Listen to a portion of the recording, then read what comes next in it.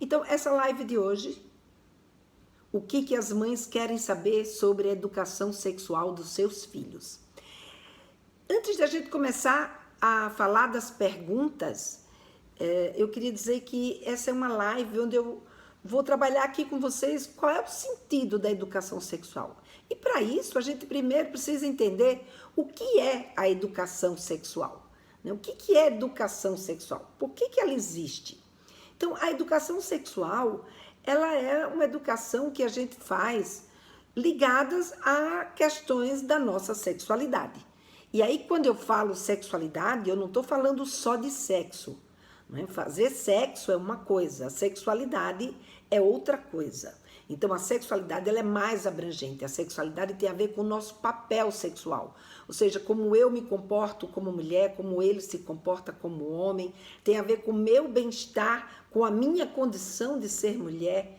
Tem a ver com a minha identidade sexual, a minha orientação sexual, a quem eu me dedico ou a quem me interessa sexualmente. Tem a ver com os valores que eu desenvolvo em relação à minha sexualidade. Tem a ver com o conhecimento que eu desenvolvo a respeito do meu corpo. Então, a sexualidade, ela é muito mais ampla. Ela parte, de 3 pilares, como eu já trouxe algumas vezes aqui em vídeos para vocês, mas ela parte de 3 pilares, que é a minha condição física, minha condição biológica, a minha condição de socialização, ou seja, o ambiente que eu estou inserido, o que é que ele pensa, o que é que ele acha, como é que ele lida, que valores eles têm, que expectativas depositam na vida da gente com relação ao fato de eu ser uma mulher ou ao fato dele ser um homem, enfim. E, por fim, o terceiro tripé, que é a nossa condição psicoemocional para lidar com as questões que o meu corpo traz ou pede e as colocações e as exigências que a minha sociedade define, determina para que eu viva dentro desse contexto. E aí essa minha capacidade vai dizer exatamente como eu sou sexualmente ou qual que é a minha sexualidade. Ou seja, como eu desenvolvo essa minha sexualidade, que ela é única, ela nunca é igual à sua, nem a do outro, cada um desenvolve a sua própria sexualidade. Uma vez que a gente tem características físicas que são únicas e nós temos, características psicoemocionais que também são únicas. Então, a gente pode até ter um contexto social, a gente pode até ter um contexto social, a gente pode até ter um contexto social que pode ser comum aos outros, mas o que vai acontecer é que nesse contexto social eu tenho pessoas que têm características físicas e psicoemocionais que são diferentes e que, portanto, aquela mesma condição que a gente cria, aquela pessoa não vai responder do mesmo jeito. Quem nunca ouviu falar, por exemplo, a história, eu criei os meus filhos todos iguais. E eu não sei por que cada um deles é diferente um do outro. Inclusive, já tem aqui uma colocação aqui da...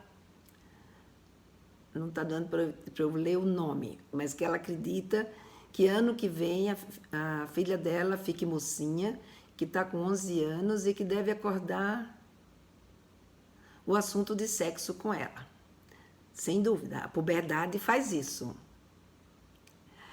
Aqui estão entrando outras perguntas, outras colocações, e eu queria só terminar esse meu raciocínio para a gente poder entender, por que a gente, mesmo dizendo a mesma coisa para os nossos filhos, nem sempre os nossos filhos, eles vão responder da mesma forma, todos eles. Vocês terem uma ideia, eu venho de uma família onde nós somos 7 filhos.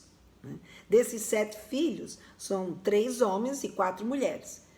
Nenhum dos 7 filhos escolheu a profissão, escolheu profissões iguais. Então, eu tenho um irmão que é engenheiro, eu tenho um outro que é economista, eu tenho uma irmã que é médica, tenho eu que sou enfermeira, tenho uma outra irmã que é arquiteta, uma outra que é advogada e um outro que é agrônomo.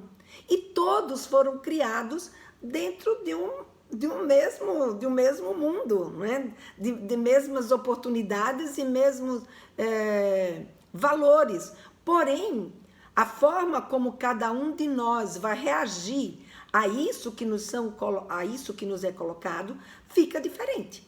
Então, cada pessoa, mesmo que eu como mãe fale a mesma coisa para o meu filho e para a minha filha, a minha filha pode responder aquilo que eu falo para ela, ou que eu valorizo de uma forma, e o meu filho responder de outra, porque eles têm características pessoais que vão diferenciar a sua sexualidade.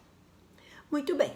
E o que é, então, a educação sexual? A educação sexual é tudo isso que a gente vai trazendo no nosso cotidiano para moldar essa sexualidade dos nossos filhos ou para moldar a nossa sexualidade.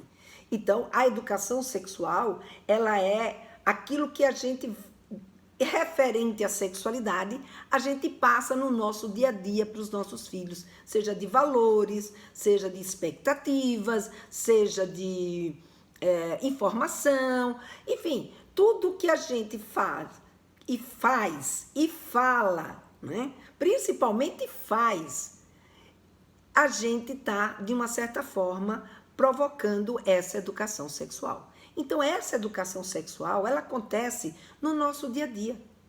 Então, a forma como eu, Lena, me porto como mulher, me cuido como mulher, me olho como mulher, me respeito como mulher, eu automaticamente, no meu dia a dia, mesmo que eu não queira, eu estou passando isso para minha filha.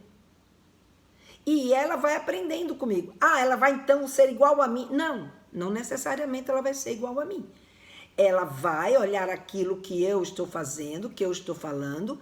Vão ter coisa que, se ela percebe que aquele é um jeito que eu valorizo de ser, pode ser que ela exatamente também valorize esse jeito de ser e se torne parecida. Pode ser que ela se torne exatamente o contrário, porque ela não, o que ela vê, ou pelo meu jeito de ser, ela pode ver que eu sofro, ela então vai adquirir um outro tipo de comportamento em relação a isso.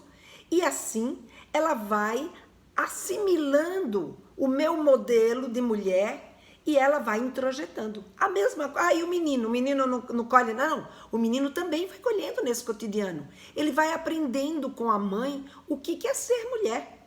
E ele vai introjetando dentro do seu entendimento como uma mulher age, como uma mulher se porta, como uma mulher que ele ama, se dedica a ele, né? Então, essas referências vão sendo absorvidas pelos nossos filhos no seu dia a dia, no seu cotidiano. Então, essa educação sexual é uma educação sexual que a gente faz, né? Tanto dessa forma, como eu falei para vocês, que é através daquilo que a gente faz e age, como pelas coisas que a gente diz diretamente para os nossos filhos, ou que a gente proíbe, ou que a gente incentiva. Então, por exemplo, quando a sua criança, o menino pega um batom e ele vai passar batom, dentro da nossa cultura não é concebido que menino use batom, porque isso ainda é considerado uma coisa de mulher. Então, o que muitas vezes as mães fazem? Não, filho, não usa batom, porque batom não é coisa de menino. E ele então aprende que batom não é coisa de menino. E aí, o que ele vê também? Ele vê que a mãe não sai por aí contando para todo mundo: olha, meu filho passou batom. Diferente, por exemplo, da menina. Se a menina usa batom, o que a gente diz? Ai, que linda! Ai, como ela é vaidosa! E aí, no dia seguinte, a gente compra uma caixa de batom, de maquiagem. E aí, por quê? Porque o conceito de menina vaidosa é um conceito que, dentro da nossa cultura, ele é cultuado, ele é valorizado. Então, a gente conta para todo mundo que a nossa filha fez isso.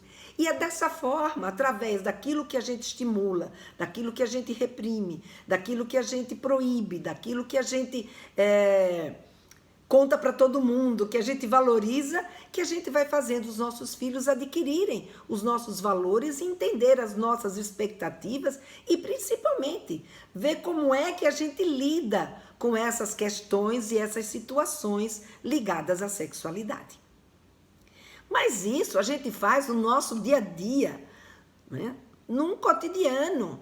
E isso começa, e eles vão absorvendo esses valores e essas expectativas, não só do pai e da mãe, como eles também vão absorvendo do avô, da avó, do tio, mas vão para a escola da professora, dos coleguinhas, ou seja, das pessoas que vão se tornando importantes para ele ou para ela.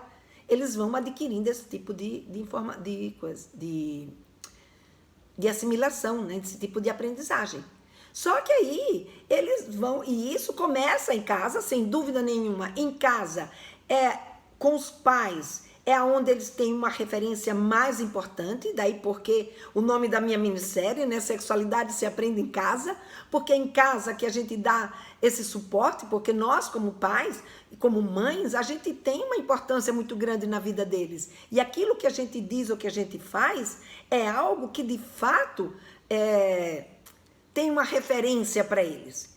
Ou a gente pode fazer essa educação sexual, né? Essa educação sexual pode vir também através de outras pessoas, de um outro jeito, que não é só desse jeito que a gente faz no nosso cotidiano. Aliás, essa forma como a gente faz no nosso cotidiano, ela pode ser feita de uma forma inconsciente, né? Sem que a gente saiba exatamente o que a gente está fazendo, ou seja, de uma forma quase que automática, né? A gente vai ali e vai passando do jeito que a gente do que a gente aprendeu, da referência que a gente trouxe da nossa vida. Então, se eu acho que menina não tem que sentar de perna aberta, eu automaticamente, minha filha senta e abre a perna, eu falo, ei filha, fecha a perna, a menina não senta de perna aberta. Se o meu menino tá lá se tocando, eu aprendi que não se toca nos genitais, eu vou lá e digo, ô filho, tira a mão daí que isso aí é feio.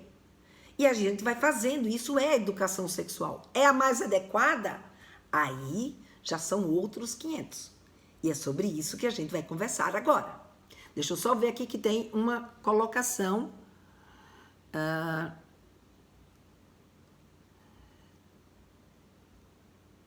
Não é. Pessoas pedindo para entrar no vídeo. Eu não sei por que o Instagram entra com essa colocação aí, toda vez eu acho que é alguma pergunta, alguma colocação de vocês.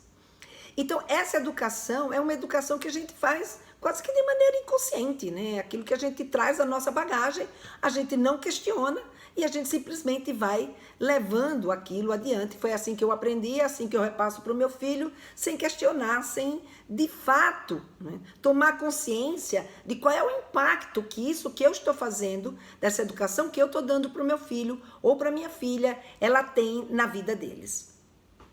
Então, o que vai acontecer? Muitas vezes, o fato da gente não ter essa consciência, a gente acaba não percebendo esse impacto. E aí existe uma outra forma, né, da gente fazer essa educação sexual que é de uma forma consciente.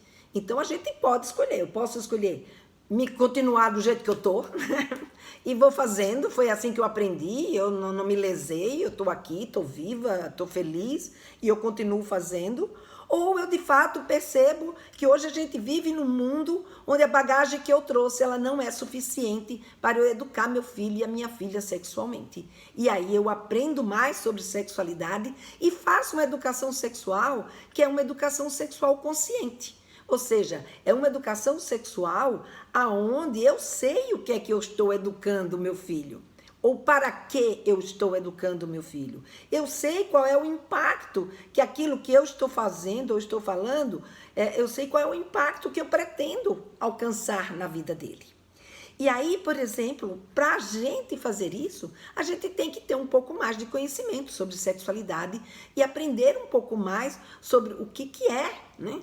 Como que se desenvolve? Então, muitas vezes eu recebo aqui de vocês várias colocações, várias perguntas, vários questionamentos que estão ligados diretamente ao fato da gente não saber exatamente como é que se dá a educação sexual. Como é que se dá o desenvolvimento, na verdade, se dá o desenvolvimento da sexualidade na infância e na adolescência? Porque quando a gente sabe como é que se dá o desenvolvimento da sexualidade na infância e adolescência, a gente já tem aí meio caminho andado. É a mesma coisa, eu não quero engordar.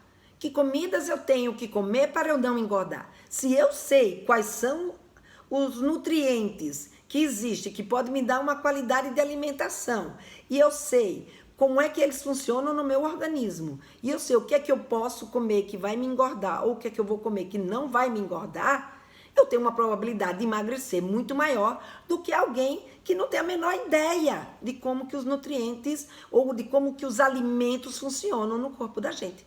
Vai por tentativa de acertos e erros. Então, a probabilidade dessa pessoa de errar ou de causar um impacto negativo e de se tornar uma convivência muito mais difícil com a sua sexualidade é muito maior do que aquela que tem um mínimo de conhecimento. Daí porque eu resolvi abrir os meus canais, né, de comunicação, as minhas redes sociais e abrir essa conversa, porque o que eu pude ver é que muitas vezes falta esse tipo de conhecimento para poder ajudar uma mãe a ter um discernimento e um jeito menos sofrido, né, para ela de chegar ali e conversar com seu filho ou com a sua filha. E melhor, trazer para o seu filho e para a sua filha uma condição de vida com muito mais qualidade, muitas vezes com muito mais qualidade do que a gente mesmo teve, né? Então, para começar, eu vou pegar, né, a primeira pergunta que eu inclusive coloquei no e-mail para vocês, né, que foi de uma mãe que me colocou no blog, como eu disse para vocês no início, o blog de inscrição da minissérie, foi a minha inspiração para fazer esse encontro aqui às quintas-feiras sobre o que as mães querem saber sobre a educação sexual dos seus filhos. E essa mãe, ela fez uma pergunta que foi: sexo tem uma idade certa para ser conversado?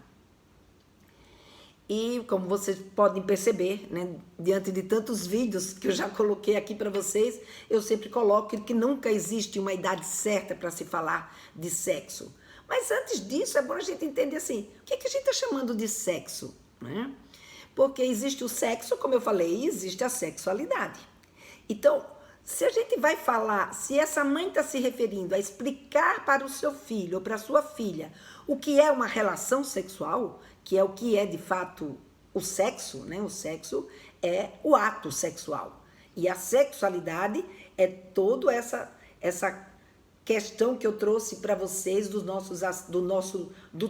que é construída nesse tripé e que está diretamente ligada à nossa identidade, ao nosso bem-estar, ao nosso papel, né, sexual, à nossa orientação sexual. Então, essa sexualidade que é mais ampla, a gente conversa com os nossos filhos.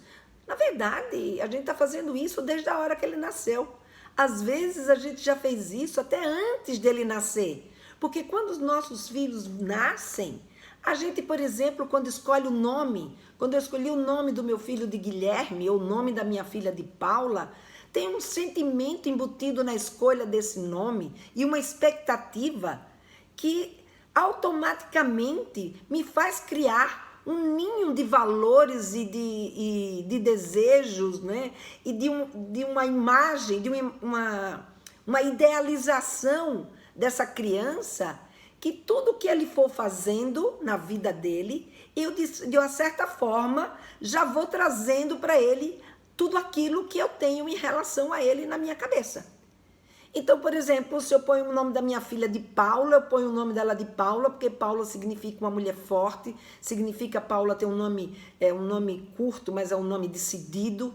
Então, na minha imagem de mãe, eu já vou criando aqui uma garota que vai ser decidida, que vai ser forte, que vai ter sua autonomia.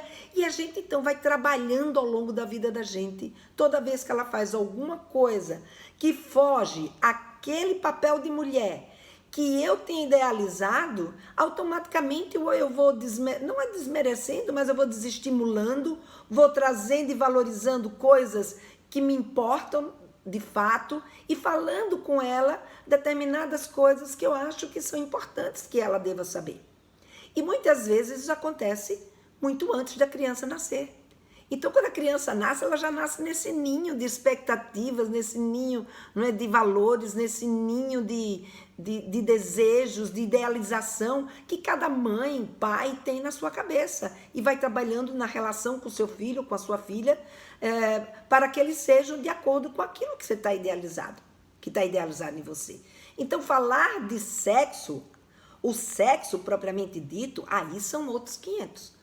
Aí, por exemplo, a gente vai falar da relação sexual quando a criança pergunta, por exemplo, como é que o bebê foi parar dentro da barriga.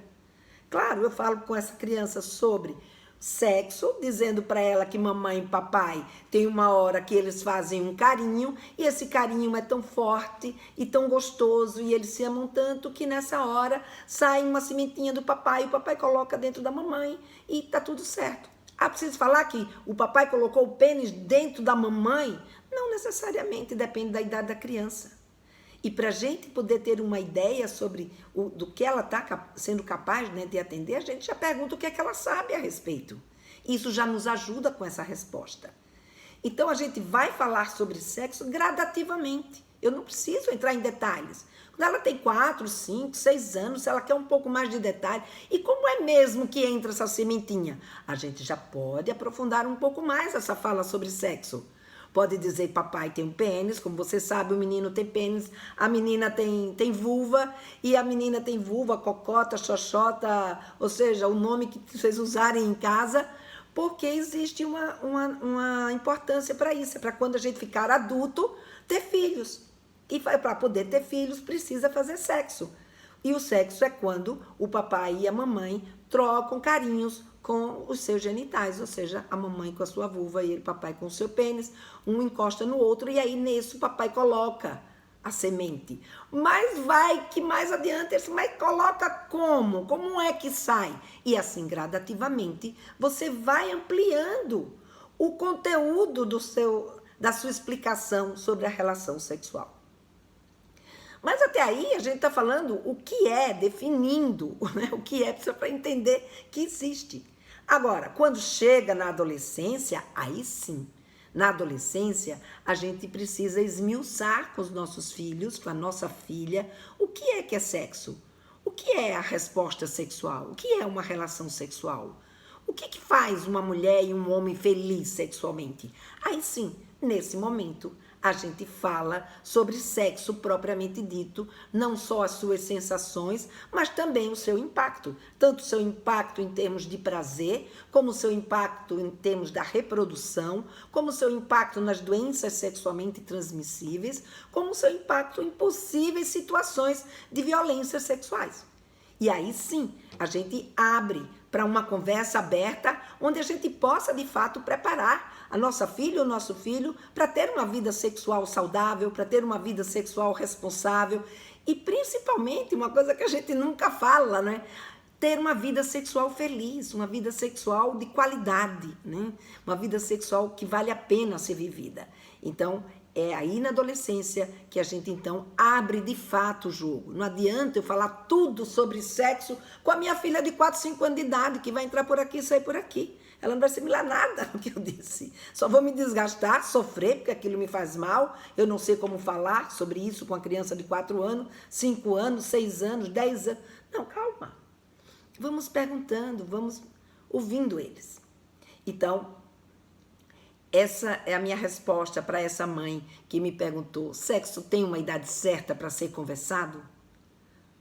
Sexo tem que ser conversado, de acordo com a faixa etária, de acordo com o que a criança sabe, de acordo com os seus valores, de acordo com as suas expectativas. Não sou eu que vou te dizer o que exatamente você vai falar, mas eu posso te dizer, posso te ajudar no sentido de dizer: isso são coisas que uma adolescente já entende, isso são coisas que uma criança ainda não entende.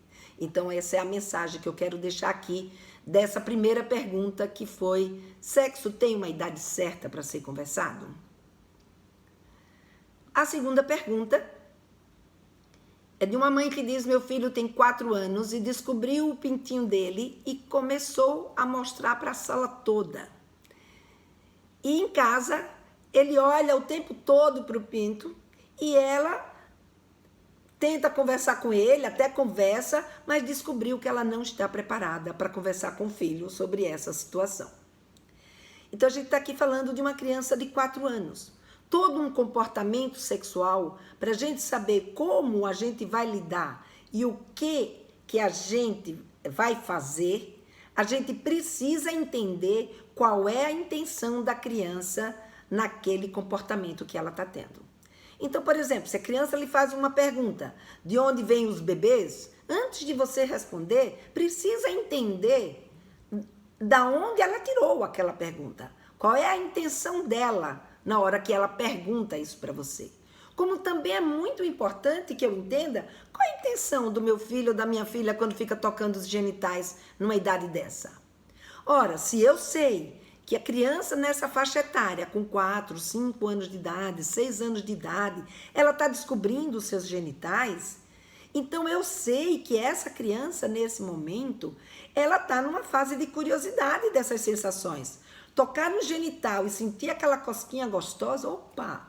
Então é natural que a criança preste atenção e ache interessante e repita esse ato. Sim, né? A gente já aprendeu que tudo que é gostoso a gente repete. Então, se tocar ali nos genitais, dar uma cosquinha gostosa, é claro que a criança vai repetir. Então, o que eu tenho que falar? Como é que eu tenho que lidar? Para eu lidar, eu preciso entender, primeiro, qual é a intenção. Se a intenção é só de curiosidade, se a criança está se tocando ali é só por curiosidade, a criança está se tocando ali porque ela já percebeu que quando ela toca nos genitais, isso me irrita, ou irrita a professora, ou irrita, ou cria um contexto, e essa criança está precisando de atenção, aí a minha abordagem já muda. Essa criança está se tocando porque talvez ela esteja com uma coceirinha mesmo ali nos genitais dela, então a gente precisa ir lá e levar no pediatra para ver se existe alguma coisa que está ali acontecendo com ela. Deixa eu só ver aqui, agora eu acho que tem uma colocação. Me deparei com 2 jovens adolescentes de 13 e outro de 18. Ele estava chorando muito. E eu não sei se você colocou alguma coisa antes, Luiz, mas eu preciso aguardar um pouquinho para ver. Deixa eu ver se aparece aqui. Não aparece. Então, a gente precisa entender o contexto. A gente precisa entender o contexto para que esse contexto, a partir desse contexto, a gente então possa tomar uma decisão, a gente possa atender a necessidade da nossa criança sem machucá-la, sem brigar, sem se estressar, sem precisar achar que aquilo que está acontecendo é do outro mundo, foi outra pessoa que estimulou. Não. Quando a gente sabe, quando a gente conhece o desenvolvimento da sexualidade na infância, esse tipo de identificação se torna muito mais tranquilo. E a gente consegue fazer essa educação dos nossos filhos, não a partir daquilo que, como eu disse no começo, de uma forma inconsciente, mas sim sabendo aquilo que eu estou dizendo para o meu filho. Quando eu descubro qual é a intenção, eu entendo como é que eu devo educá-lo. Eu entendo o que eu posso fazer para ajudá-lo, para adequar o seu comportamento àquele momento. Então, se essa criança, ela está se tocando, porque ela não sabe, muitas vezes, ela não sabe que não pode se tocar. Ela não sabe que o fato dela se tocar está constrangendo os seus colegas, ou constrangendo a professora, ou constrangendo a mãe, ou o pai, ou a avó. Ela não nasce sabendo. Esses são comportamentos que a nossa sociedade implementou, a nossa sociedade definiu que os nossos genitais são partes íntimas e que, portanto, elas não podem ser mostradas a todo mundo a qualquer hora e qualquer instante. Que a gente precisa tratá-las com intimidade, com privacidade. Então, para a nossa criança entender isso, ela precisa ser orientada para isso. Então, eu preciso sentar com ela, ou colocá-la no meu colo, dizer para ela o que é que eu entendo desse comportamento. Se essa criança está numa família onde isso não é problema nenhum, essa família provavelmente não vai dizer nada. Corre o risco de quê? Dela estar, só que essa família precisa lembrar que ela não está só em casa. Ou ela pode até dizer, olha, em casa, filho, você pode ficar à vontade, pode pegar, pode tocar, pode fazer como você quiser. Na escola já tem outra regra. Então, ele precisa entender que existem regras de comportamento e que tem momentos e situações que a gente se comporta de um jeito ou se comporta de outro. Da mesma forma, como, por exemplo, eu vou à praia, eu ponho um biquíni, mas se eu vou vir aqui dar aula, eu não vou colocar um biquíni, mesmo que eu esteja à beira-mar. Então, para cada situação, a nossa sociedade criou regras, criou normas. Lembra que eu falei do terceiro tripé? Para que a gente lidasse com esse tipo de situação. E, para isso, o nosso filho e a nossa filha precisa entender. Ela precisa saber o que é que de fato está acontecendo para que aquilo seja algo que ele assimile e veja a importância de se comportar daquela forma. Mas se a gente não explicar, se a gente não souber para explicar, a gente não vai conseguir explicar. E se a gente não explicar, os nossos filhos não vão aprender. E se eles não aprenderem, eles não podem pôr em prática. Então não adianta só eu querer, eu preciso sim. Então aquela história, não adianta ser pai, precisa participar, não adianta eu querer, eu preciso ensinar, eu preciso, né, trazer essa aprendizagem para o meu filho e para a minha filha. E temos uma terceira pergunta. Nessa terceira pergunta, depois eu vou abrir um espaço para quem quiser fazer pergunta, tá? Para quem quiser fazer alguma colocação a respeito dessas perguntas, na verdade. E se você quiser, se você tem uma dúvida, se você tem alguma pergunta que você queira que eu responda aqui nesse programa, você me manda por e-mail ou então pelo meu WhatsApp. O meu WhatsApp é 82993910747. Ou você me manda no meu direct no Facebook, ou no meu direct, no meu message no Facebook, ou no meu direct no Instagram. E aí no próximo programa eu vou selecionando as perguntas para a gente então conversar aqui, ok? Muito bem. Então a outra pergunta que eu selecionei foi: sempre que vou falar com minha filha sobre sexo, ela diz que sabe tudo. Eu sei, mãe, não precisa falar nisso. Imagina, eu tenho 64 anos de idade, sou especialista em educação sexual e eu não sei tudo. Então, com certeza a sua filha não sabe tudo. Existe ainda uma série de coisas que a sua filha não sabe. Então, o que a gente não pode é que, às vezes, quando a gente... Essa situação aqui me lembrou o meu ginecologista. Eu brinco com ele, que eu disse que quando eu chegava lá, ele fazia assim para mim: a sexualidade tá tudo bem, né? Ou seja, não precisa falar. Então, se a filha diz, eu já sei tudo, então tá bom, né? Então, se já sabe tudo, não preciso falar nada, né? Então, tô livre desse encargo de falar sobre sexualidade com a minha filha. Mas não é bem assim. Você não tá livre de falar de sexualidade com a sua filha. Porque se você acreditar nisso, você se afasta da sua filha. Porque a sua filha não sabe. Aliás, ela sabe ainda muito pouco, porque nessa idade da adolescência, a gente ainda caminhou muito pouco na vida. Mesmo que na escola tenha se falado, é uma hora de você perguntar: na escola lhe falaram? O que lhe falaram na escola? Me conta, eu quero saber o que é que você já sabe. Então, vê o que é que ela já sabe. E a partir daquilo que ela diz que já sabe, você então complementa o que ela ainda não sabe sobre aquele fato que ela está te trazendo e dizendo que ela já sabe. Então, esse é um bom gancho. Então, o fato dela dizer: eu já sei, a gente só não pode se conformar com isso. Então, o que a gente tem é mesmo, filha, puxa vida, pois você sabe que eu não sei quase nada disso. Na minha época, quando eu era da sua idade, eu não sabia nada disso, a minha mãe não conversou sobre isso, mas eu queria tanto, né, que a minha relação com você fosse diferente, eu queria tanto que a gente pudesse conversar. Me conta um pouco, então, do que é que você sabe. Me fala o que é que você...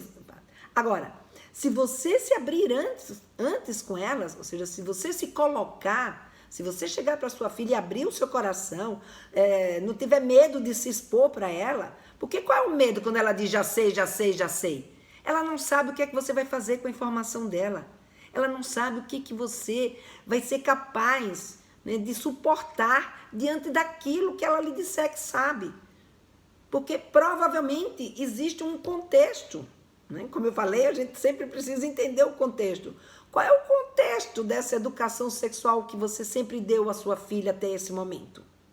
Você sempre foi uma mãe que respondeu numa boa, que sempre lidou com a sexualidade como algo do seu cotidiano, que fizesse parte da vida, sem medos, sem repressão, sem achar que sexo é uma coisa absurda.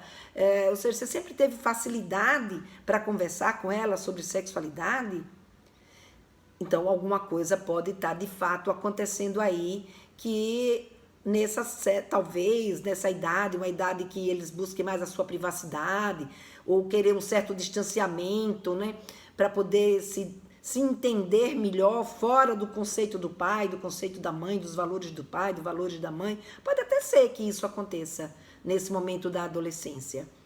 Mas, se você, ao contrário, foi uma mãe que sempre que ela perguntou sobre sexualidade, você deixou para dar a resposta depois, ou ficava sem graça, ou ficava vermelha, ou dizia que isso você não sabia responder, ou que isso não era pergunta de menina naquela hora, quando chega na adolescência que a gente quer conversar, esse vínculo de confiança não existe.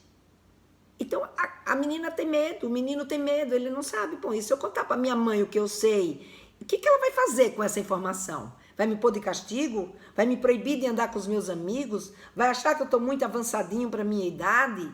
O que será que a minha mãe pensa a respeito disso? Então, se você, antes de perguntar ou falar, disser para o seu filho ou sua filha o que você pensa a respeito disso, e para isso você tem que ter uma convicção, tem que ter um entendimento, isso, sem dúvida nenhuma, vai ajudar muito mais a você a puxar esse assunto e a ser ouvido pelo seu filho ou sua filha e trocar ideias. Pode ser até que ele já saiba mesmo aquilo que você está querendo dizer. Às vezes a gente cai numa mesmice de repetir sempre a mesma coisa. Ó, use camisinha, use camisinha, use camisinha, e não sai da mesma ladainha. E aí isso de fato cansa, né? E nosso filho e a nossa filha fala, já sei, já estou cansado de ouvir você falar isso. Não precisa mais. Mas se eu trago algo que seja interessante, diferente, que ele nunca ouviu ou ela nunca ouviu, eu trago algo que ele nem imaginava que eu pensasse desse jeito. Pensa por aí. Isso agrega valor na vida do seu filho. E isso faz com que o seu filho ou a sua filha queira de fato ouvir você. Queira de fato saber o que a minha mãe tem de tão legal para me dizer hoje. E ir lá e conversar. Eu vi esse assunto, deixa eu checar com a minha mãe o que é que ela pensa sobre isso.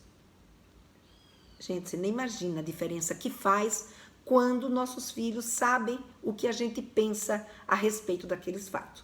Se eles souberem que o que a gente pensa é só que aquilo não pode, que aquilo é proibido, que aquilo dali é ruim, ele não vai falar com você. Porque ele já parte, né, de um outro conceito que vai trombar com o seu conceito. E aí, em vez de você contar para eles uma coisa que pode ser boa, vocês vão entrar em conflito. E é tudo que ele não quer, é tudo que ela não quer. Então, reflete um pouquinho sobre como está sendo o meu papel como educadora sexual. Como eu estou trazendo essa educação sexual. Eu consigo, de fato, trazer uma conversa que seja uma conversa que agrega, uma conversa que ensina, ou eu estou repetindo, sabe, um blá blá blá que não faz mais o menor sentido, que ele de fato, ou ela de fato já está cansada de saber. Então, é por aí que a gente tem que a gente tem que pensar. Agora meu cabelo aqui, eu vou me olhando aqui na frente do celular. Muito bem. Deixa eu ver se tem alguma colocação. Não, aqui não tem nenhuma colocação. Aqui no Facebook, deixa eu ver se tem. Não, não tem. Então, vamos lá. Vamos dar continuidade e vamos para a nossa quarta pergunta. Essa nossa quarta pergunta diz o seguinte: minha filha de 10 anos me perguntou o que é transar. E o que é fazer sexo. Fiquei travada. Será que devo esperar ela completar 15 anos para falar de sexo?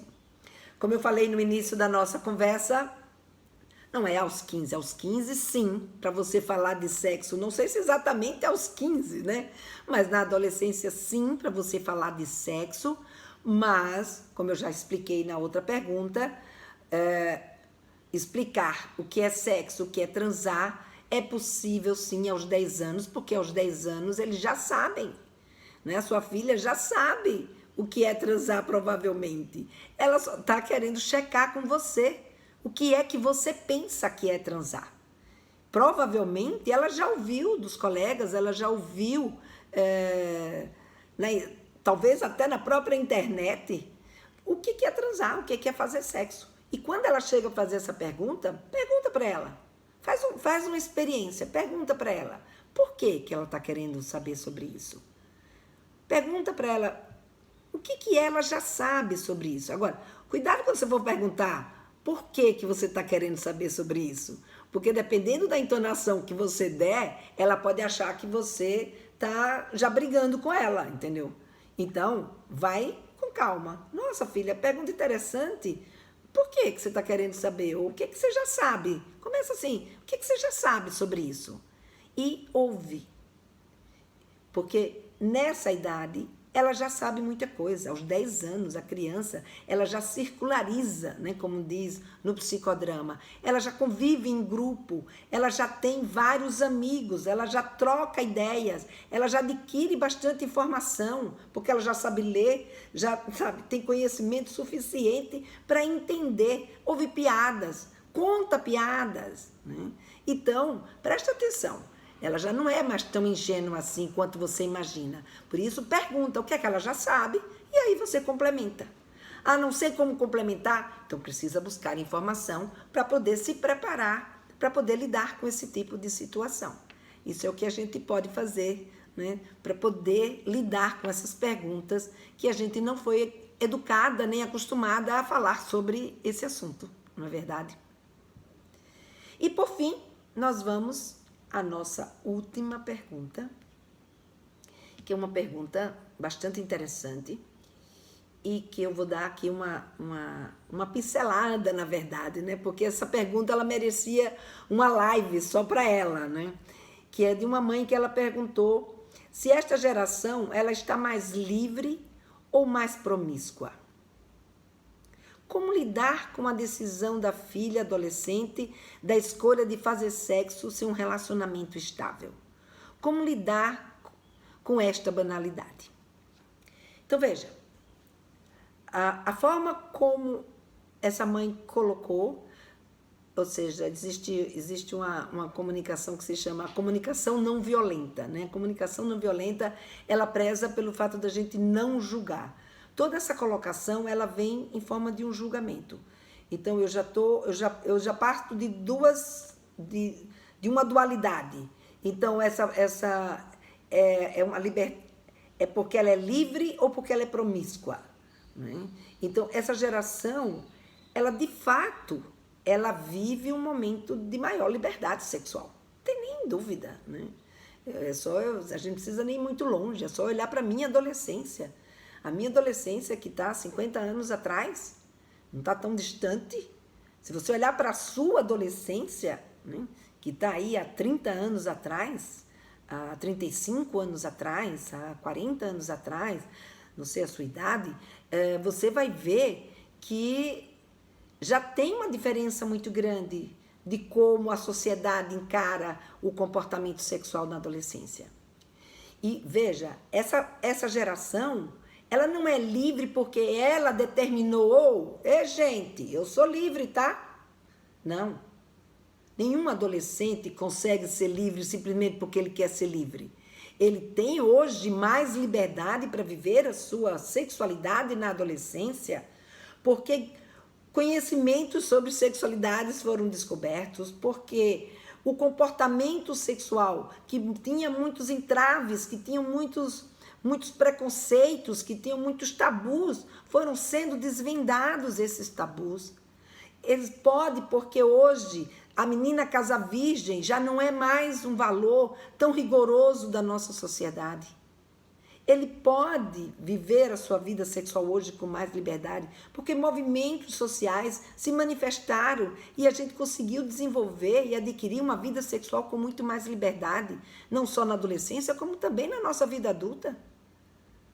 Então, a gente tem hoje uma sociedade como um todo que é muito mais liberal. E temos pais que conseguem colocar menos limites em relação à vida sexual dos seus filhos. E temos uma sociedade que está inserida que também cobra menos desses pais que os seus filhos tenham uma vida sexual mais limitada ou mais reprimida, como foi há um tempo atrás. Porque há um tempo atrás era importante se manter, né, principalmente a mulher casta, a mulher virgem, para que pudesse se garantir que pelo menos o primeiro filho desse casal fosse filho desse homem, uma vez que não se tinha certeza de quem que era o pai. A mulher sempre sabe que ela é a mãe, mas o pai não se sabia até que se descobriu o teste de DNA.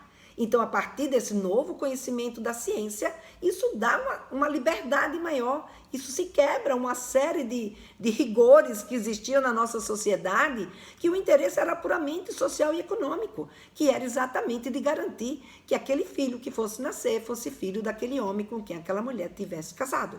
Hoje, isso não precisa mais, porque a gente tem aí um teste de DNA que diz quem é o pai dessa criança, até mesmo antes desse bebê nascer. Portanto, não é? Tudo isso, métodos contraceptivos, ou seja, foram acontecendo que deu à mulher mais liberdade para ela escolher quando ter um filho, então ela pode ter um relacionamento sexual sem que não naturalmente engravidasse. Então, a gente passou a ter um contexto muito mais amplo, e esse contexto mais amplo de conhecimento sobre a sexualidade fez com que a nossa sociedade se tornasse uma sociedade muito mais flexível, uma sociedade muito mais liberal. Então, todo aquele cuidado com o comportamento sexual que existia, principalmente o comportamento sexual da mulher, passou a não ser mais uma necessidade no nosso contexto social e econômico. Então, isso passou, então, a ter menos valor e a mulher passou a ter mais liberdade nos seus relacionamentos e, consequentemente, a vida na adolescência, a vida sexual na adolescência também passou a ter muito mais liberdade. Então, não é uma questão de promiscuidade e nem uma questão de banalidade. O que existe, primeiro, é que sexo é da natureza. E uma vez que não existe uma forma de proibi-lo, existe também, e existe oportunidades de se criar estímulos, né, de se produzir estímulos. Então, obviamente, que as meninas e os meninos vão responder a esses estímulos sexuais que eles estão recebendo nesse momento. E com isso, eles vão viver a sua sexualidade de uma forma mais ampla do que, por exemplo, se viveu quando eu era adolescente ou até mesmo quando você era adolescente. Embora você já tenha vivido numa época onde a sexualidade já foi bem menos repressora e a gente já pôde dar aos nossos filhos, que eu imagino que você tenha mais ou menos a idade dos meus filhos, não é? Que viveram uma vida sexual com muito mais liberdade do que a vida sexual da minha geração. Eu já vivi uma vida sexual com mais liberdade do que a geração da minha mãe e assim sucessivamente, porque os avanços da sociedade, os avanços científicos, as mudanças políticas, tudo isso vai influenciar no comportamento sexual que a gente tem. Então, a sexualidade, como eu falei para vocês, ela é moldada por um tripé. E essa questão social, ela tem um peso muito forte na forma como a gente molda a nossa sexualidade, na forma como a gente vive, né, a nossa vida sexual. Portanto, gente, esse era o recado, né? Recado não, eram as perguntas, né, que eu queria trazer para vocês hoje aqui, para a gente conversar. E eu vou dar aqui, eu tenho mais uns 10 minutinhos, eu vou deixar esses 10 minutinhos agora em aberto. É que toda vez que eu digo agora está aberto, ninguém mais quer perguntar. Eu não sei, o meu Instagram aqui... Ah, não, deixa eu puxar, que aqui ele ficou... Ah, tá, deixa eu só ver aqui.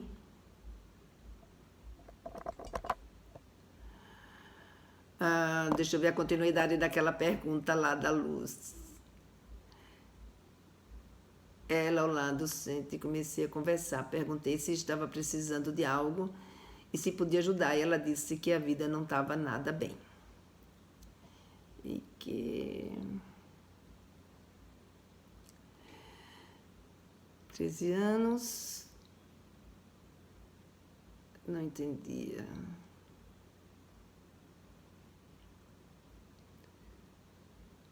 Os pais não querem que ela namore com o menino.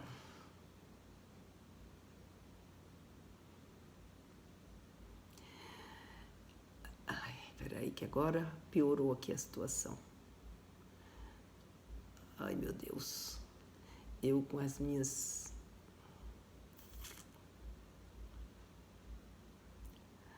Lena...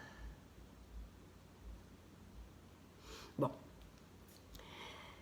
essa é uma outra... Vou pegar essa sua colocação, porque essa questão da gente proibir, não é? É uma colocação que muitas vezes ela não ajuda em nada, né? Não ajuda os nossos filhos, nem ajuda a nossa relação com os nossos filhos. É claro que tem horas que os nossos filhos, eles fazem escolhas que não são as escolhas que a gente gostaria que eles fizessem. Mas a escolha, na verdade, é dele. A gente não pode escolher pelos nossos filhos. O máximo que a gente pode é orientá-los e prepará-los para que eles possam fazer escolhas que sejam escolhas que a gente espera para a vida deles. Mas entre a gente querer e eles fazerem, há uma distância muito grande. Mas se torna muito mais distante ainda quando a gente proíbe. Porque quando você proíbe, você fortalece essa relação proibida. Nossa, eu nunca... Quem é que nunca ouviu história de namoro proibido? O que acaba acontecendo? Esse namoro fica muito mais forte, esse namoro fica, sabe, é algo muito mais desejado, porque nessa hora cria uma cumplicidade entre eles. Você imagina, essa garota, ela tá triste, sabe, ela pode até no primeiro momento, por carinho à mãe, por não querer machucar os pais, ela pode até buscar atender e tentar terminar esse namoro. Mas, gente, desejo, paixão, amor, isso é algo muito forte, isso foge à nossa razão.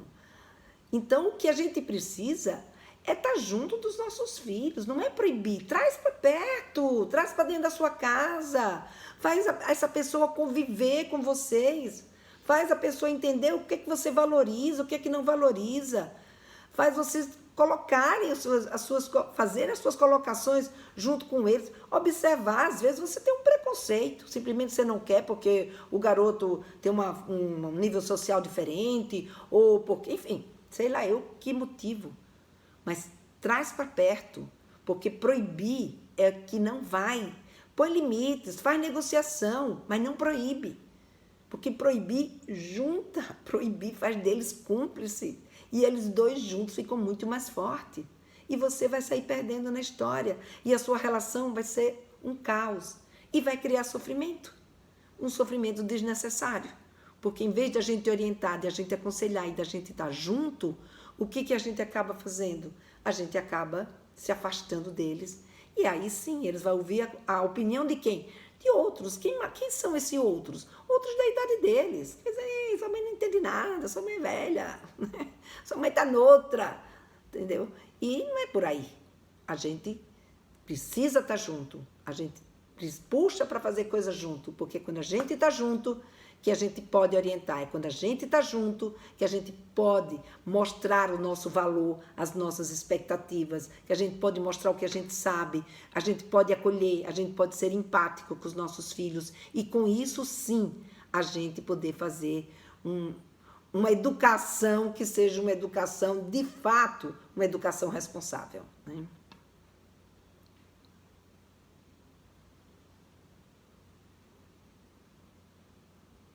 Deixa eu ver se tem mais alguma pergunta aqui, que meu bichinho parou de caminhar. Enviar solicitações. Florzinha, deixa eu ver se tem mais alguma aqui. Ai, meu Deus.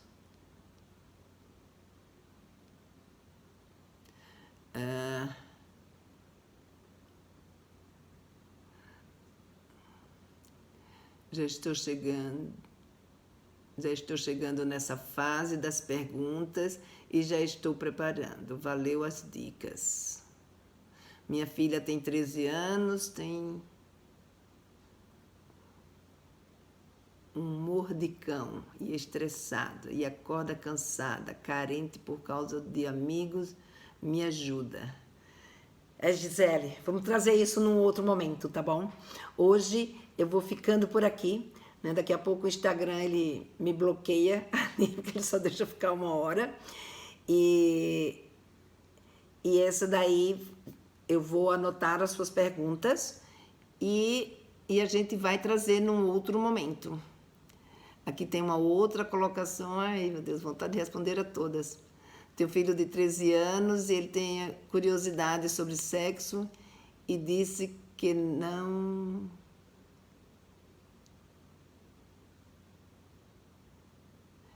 Como é que é? Alguma coisa...